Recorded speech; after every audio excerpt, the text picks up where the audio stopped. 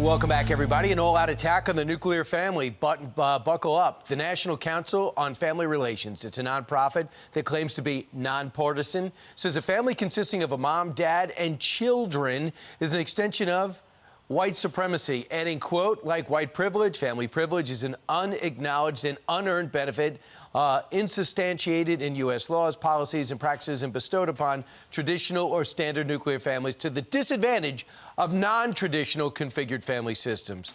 Our next guest is challenging the attack with an op-ed titled, "Now Two-Parent Families Are Racist Too." Kendall Qualls is the president of Takecharge. Kendall, when you saw this, what was your reaction? So, Brian, first of all, thanks for having me on board. And, you know, my reaction was this.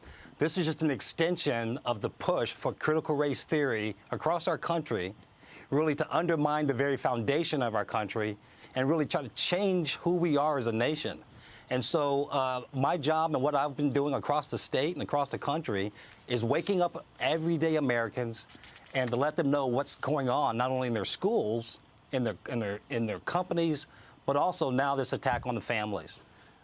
What is white supremacy about a nuclear family? Where is race in family? I know you wrote about this, and I'm speaking to the choir, so to speak, but do you understand the rationale? Oh, absolutely. So here's the rationale. For years now, the black community has been used as a political pawn, and more than anything, with critical race theory and even this agenda, it's not a new civil rights movement. It's not a black-led movement at all. There's no Martin Luther King in front of this thing. It's not even Al Sharpton's in front of it. It is a far-left movement to change the nature of our country. Now, here's the tragedy of this. In my lifetime, we've seen the American black family move from two-parent, 80% of it, actually, 80% of the two-parent families, to 80% fatherless homes in my lifetime, without one national initiative to reverse the trend. I call it a cultural genocide, and we here in Minnesota, started with Takecharge, we're going to reverse that trend with volunteers that we're recruiting from the Twin Cities. So instead of trying to rebuild the family, let's take down the families that are left. Well, when you do that, you can control people, and we've seen that in our communities for a long time. And what we have is an organic, grassroots movement that's going to actually take the culture back to where we were before we had help from the government.